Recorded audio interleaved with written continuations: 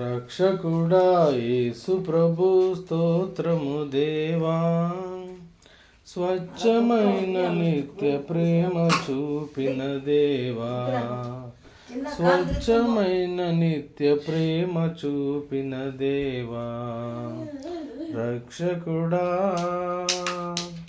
దేవుడే నా పక్షమైన విరోధెవ్వడు, దేవుడే నా పక్షమైన విరోధెవ్వడు, దూతలైనను ప్రధానులైనను, దూతలైనను ప్రధానులైనను, ప్రభు ప్రేమ నుండి నన్ను వేరు చేయునా, క్రీస్తు ప్రేమ నుండి నన్ను వేరు చేయునా, రక్షకుడా రక్షకుడా యేసు ప్రభు స్తోత్రము దేవా, స్వచ్ఛమైన నిత్య ప్రేమ చూపిన దేవా, స్వచ్ఛమైన నిత్య ప్రేమ చూపిన దేవా, నర రూపమెత్తి ప్రభు రిక్తుడాయను, నర రూపమెత్తి ప్రభు రిక్తుడాయను, కరువైనను ఖడ్గమైనను, కరువైనను ఖడ్గమైనను, ప్రభు ప్రేమ నుండి నన్ను వేరు చేయునా, క్రీస్తు ప్రేమ నుండి నన్ను వేరు చేయునా, రక్షకుడా రక్షకుడా యేసు ప్రభు స్తోత్రము దేవా, స్వచ్ఛమైన నిత్య ప్రేమ చూపిన దేవా, స్వచ్ఛమైన నిత్య ప్రేమ చూపిన దేవా, రక్షకుడా సర్వలోక రక్షణకై సిలువనెక్కెను, సర్వలోక రక్షణకై సిలువనెక్కెను, శ్రమ అయినను బాధ అయినను, శ్రమ అయినను బాధ అయినను, ప్రభు ప్రేమ నుండి నన్ను వేరు చేయునా, క్రీస్తు ప్రేమ నుండి నన్ను వేరు చేయునా, రక్షకుడా ఎంచలేని యేసు నాకై హింస పొందెనే, ఎంచలేని యేసు నాకై హింస పొందెనే, హింస అయినను హీనత అయినను, హింస అయినను హీనత అయినను, ప్రభు ప్రేమ నుండి నన్ను వేరు చేయునా, క్రీస్తు ప్రేమ నుండి నన్ను వేరు చేయునా, రక్షకుడా మరణముంజయించి క్రీస్తు తిరిగి లేచెను, మరణముంజయించి క్రీస్తు తిరిగి లేచెను, మరణమైనను జీవమైనను, మరణమైనను జీవమైనను, ప్రభు ప్రేమ నుండి నన్ను వేరు చేయునా, క్రీస్తు ప్రేమ నుండి నన్ను వేరు చేయునా, రక్షకుడా యేసు ప్రభు స్తోత్రము దేవా, స్వచ్ఛమైన నిత్య ప్రేమ చూపిన దేవా, రక్షకుడా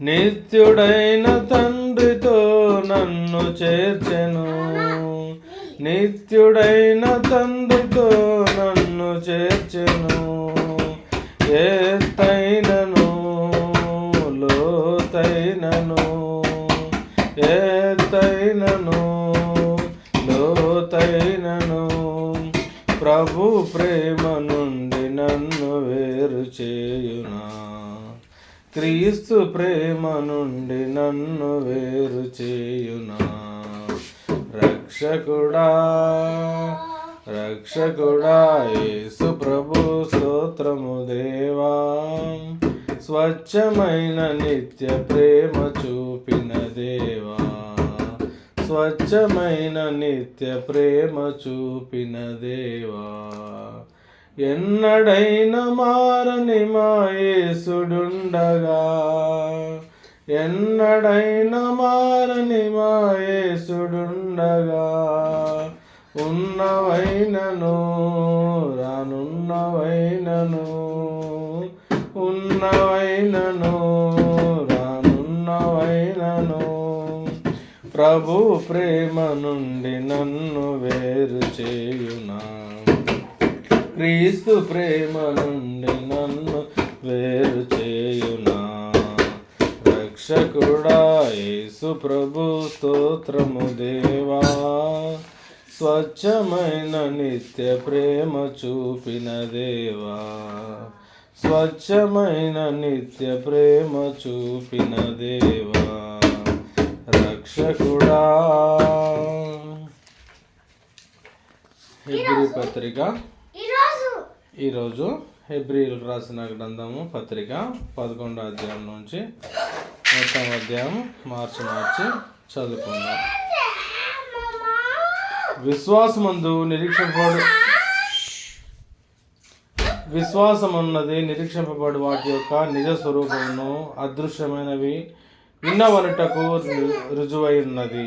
దాన్ని బట్టియే పెద్దలు సాక్ష్యం పొందిరి. ప్రపంచములు దేవుని వాక్యం వలన నిర్మాణమైనవి, అందును బట్టి దృశ్యమైనది కనబడేడు పదార్థముల చేత నిర్మింపబడలేదనియు విశ్వాసం చేత గ్రహించుకొనుచున్నాము. విశ్వాసమును బట్టి హేబేలు కయ్యని కంటే శ్రేష్టమైన బలి దేవునికి అర్పించను. దేవుడు అతని అర్పణను గురించి సాక్ష్యం ఇచ్చినప్పుడు అతడు ఆ విశ్వాసమును బట్టి నీతిమంతుడుగా సాక్ష్యం పొందెను. అతడు మృతి నొంది ఆ విశ్వాసం ద్వారా మాట్లాడుచున్నాడు. విశ్వాసమును బట్టి హానోకు మరణం చూడకుండానట్లు కొనిపోబడను.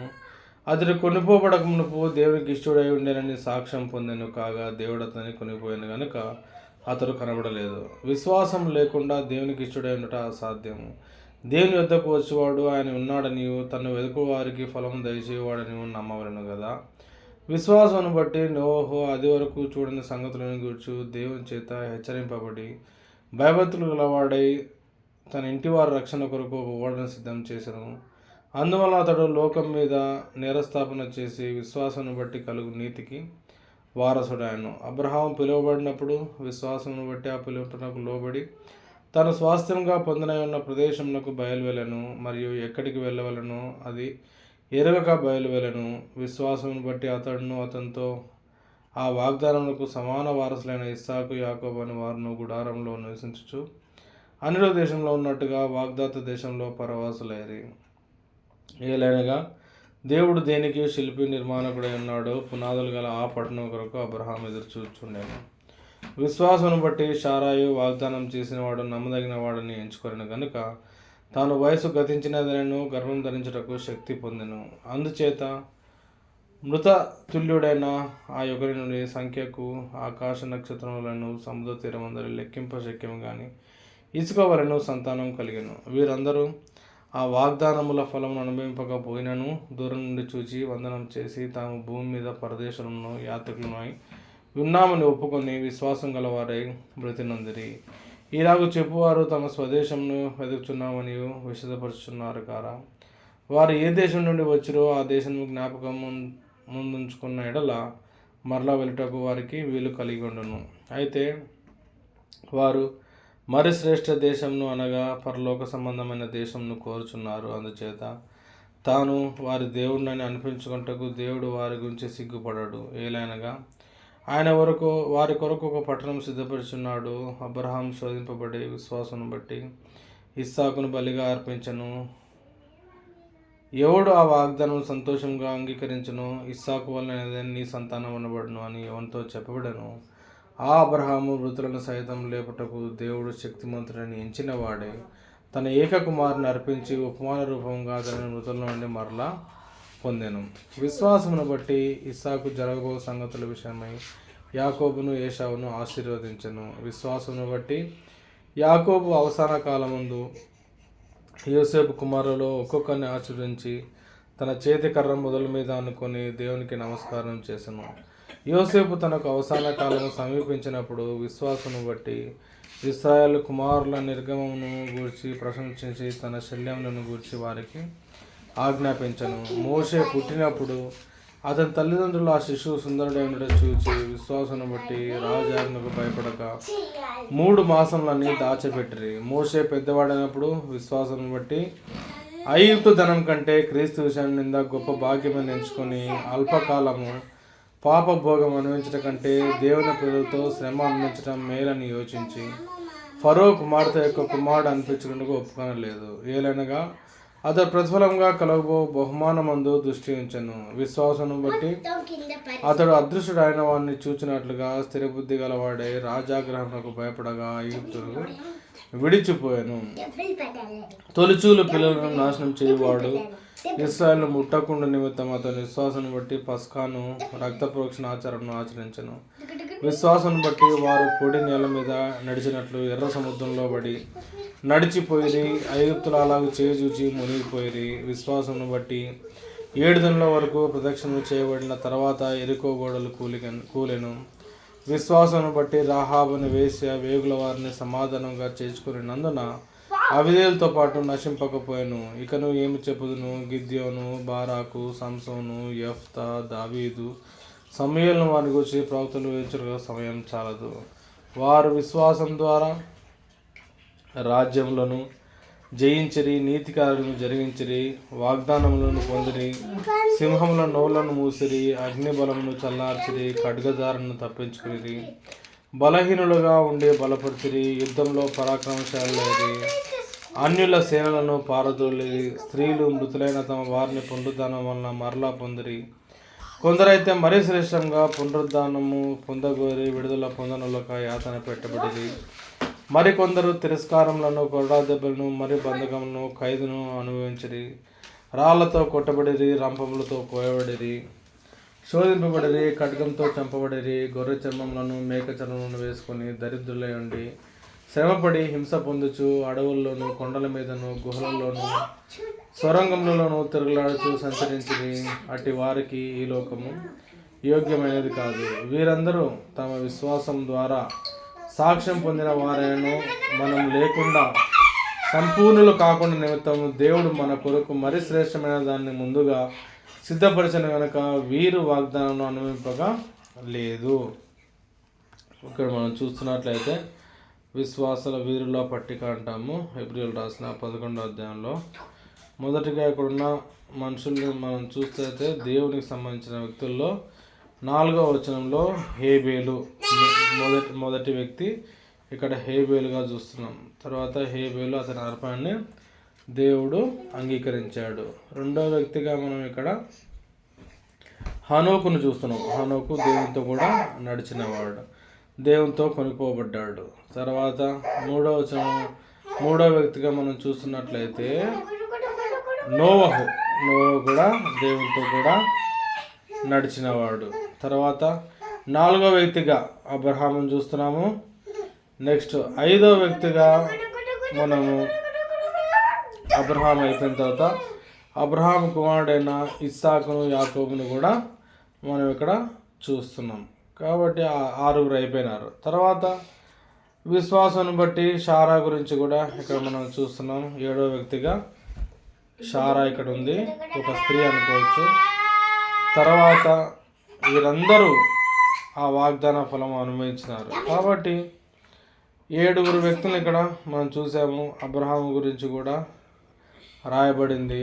తర్వాత యోసేపుని గురించి మనం చూస్తున్నాం. ఇక్కడ అబ్రహాం తర్వాత యోసేపు 19వ వచనంలో విశ్వాసాన్ని బట్టి ఇస్సాకు జరగని సంగతులను యాకోబునకు ఏశావును ఆశీర్వదించెను. ఇక్కడ అబ్రహాం ఇస్సాకు తర్వాత విశ్వాసాన్ని బట్టి ఇస్సాకు, యాకోబు, షారా తర్వాత మనం ఇక్కడ యోసేపుని చూస్తాం. 21వ వచనంలో యోసేపుని చూస్తాం. తర్వాత 9వ వ్యక్తిగా మనం మోషేని చూస్తున్నాం. మోషే పెద్దవాడినప్పుడు ఐగుప్తు ధనం కంటే క్రీస్తు విషయం నింద గొప్ప భాగ్యమని ఎంచుకున్నాడు. తర్వాత మనం చూస్తున్నట్లయితే రాహాబును వేశ్య 31వ అధ్యాయంలో చూస్తాము. ఇక్కడ రెండవ స్త్రీగా మనం చూస్తున్నాం. ఇక్కడ రెండవ స్త్రీగా విశ్వాసం బట్టి రాహాబును వేశ్యగా 10వ వ్యక్తిగా చూస్తున్నాము. ఇంకా మధ్యలో ఇశ్రాయేల్ యొక్క విశ్వాసం కూడా చూస్తాం. ఇక్కడ తొలిచూలుపులను నాశనం చేయవాడు ఇశ్రాయేల్ను ముట్టకుండా. తర్వాత విశ్వాసం బట్టి ఇశ్రాయేల్ ప్రజలు పొడి నేల మీద నడిచినట్టు ఇక్కడ ఇశ్రాయేల్ ప్రజల యొక్క గుంపును చూస్తున్నాం మనం. ఓకే, తర్వాత ఒక 6 లిస్ట్ ఉంది ఇక్కడ. ఎవరెవరు? గిద్యోను, బారాకు, సంసోను, యొఫ్తా, దావీదు, సమూయేలు. వీరు కూడా దేవుని యొక్క వాగ్దానం ప్రకారం నడిచినారు. మొత్తం మనం చూసినట్లయితే 10 ఒక 6 16. తర్వాత ఇదొక గుంపు 11తో గుంపు అనుకుంటే 10 ఒక 6 16 మంది గురించి ఇక్కడ తెలియజేసినట్లు మనం చూస్తాం. తర్వాత పేర్లు చాలా ఉన్నాయి. కాబట్టి వీరందరూ కూడా వారి యొక్క విశ్వాసం ద్వారా వారు ముందుకు ఆత్మీయ జీవితంలో ముందుకు సాగినట్లు మనం చూస్తాం. ప్రార్థన చేసుకుందాం. ప్రేమగల తండ్రి, జీవంగల జీవపతి, మరోసారి రోజు రక్షకుడా యేసు ప్రభు స్తోత్రం రేవా అని మీ యొక్క స్తుతి పాట, దాంట్లో మీరు మాకు చేసిన ఉపకారాన్ని బట్టి, మీరు చేసిన మేలును బట్టి పాటలో ఎంతో ప్రభా ఉన్నవైనను రానున్నవైనను ప్రభు ప్రేమ నుండి నన్ను ఎడబాపనేరవనని, మరణమైనను జీవమైనను దేవదూతలైనను ప్రధానులైన అధికారులైన క్రీస్తు ప్రేమ నుండి నన్ను ఎడబాపనని మీరు సెలవిస్తున్నారు ప్రభా. మీ ప్రేమ ఎంతో బలమైనది, గొప్పది, ఘనమైనది ప్రభువా. అటువంటి ప్రభువా నిష్కల్మషమైన ప్రేమతో మీరు మమ్మల్ని ప్రేమించి మా కొరకు మీరు కాడ్చిన రక్తాన్ని బట్టి స్తోత్రం ప్రభువా. హెబ్రీయులకు రాసిన పత్రిక 11వ అధ్యాయంలో ప్రభువా ఇక్కడ మేము చూస్తున్న ప్రభువా 40 వచనాల్లో ప్రభువా మీరు విశ్వాస వీరుల గురించి ప్రభువా హెబ్రీ గ్రంథకర్తకు మీరు సెలవిచ్చి ప్రభువా ఇందులో రాయగలటకు వారి యొక్క విశ్వాసం వలన మాకు ఇచ్చిన పురికోపులను బట్టి స్తోత్రం చెల్లిస్తున్నాం ప్రభా. ఒక ప్రభా ఇక్కడ మేము చూస్తున్నట్లయితే ఆదిమ హేబేలు నుంచి ప్రభా, హేబేలు తర్వాత హానోకు తర్వాత నోవహు తర్వాత అబ్రహాం తర్వాత ఇస్సాకు తర్వాత యాకోబు తర్వాత షారాయి తర్వాత యోసేపు తర్వాత మోషే తర్వాత ఇశ్రాయేలు గుంపు గురించి ఎర్ర సముద్రం దాటిన విషయాన్ని మేము చూస్తున్నాం ప్రభా. అదేవిధంగా ఇక్కడ రాహాబు అనే వేశ్యాన్ని చూస్తున్నాం ప్రభా. తర్వాత గిద్యోను, బారాకు, సంసోను, యొఫ్తా, దావీదు, సమూయేలు ప్రభా దగ్గర 20 మంది. తర్వాత ఇశ్రాయేల్ ప్రజలంతా గుంపును మేము చూస్తున్నాం ప్రభా. ఇంతమంది గురించి ఇక్కడ హెబ్రీలో రాసి ప్రభా వారి యొక్క విశ్వాసం ద్వారా మా యొక్క విశ్వాసం కూడా బలపడటకు మీరు ఇచ్చిన ప్రేరణ బట్టి స్తోత్రం చెల్లిస్తున్నాం ప్రభా. మా యొక్క విశ్వాసం కూడా లిఖితపూర్వకంగా ఉండగలటకు సహాయం చేయమని వేడుకుంటూ ఈ రాత్రికాలం ఆశయాలు మాపై కుమ్మరించమని ప్రభా. మేము కూడా హెబ్రీ పత్రిక 11వ అధ్యాయం ద్వారా ఆత్మీయ మేలులు పొంది విశ్వాసంలో స్థిరంగా ఉండే ధన్యత మాకు అనుగ్రహించమని వేడుకుంటూ అది నేస్తున్నాము స్తుతించి ప్రార్థించి అడిగి వేడుకుంటున్నాం తండ్రి. ఆమెన్.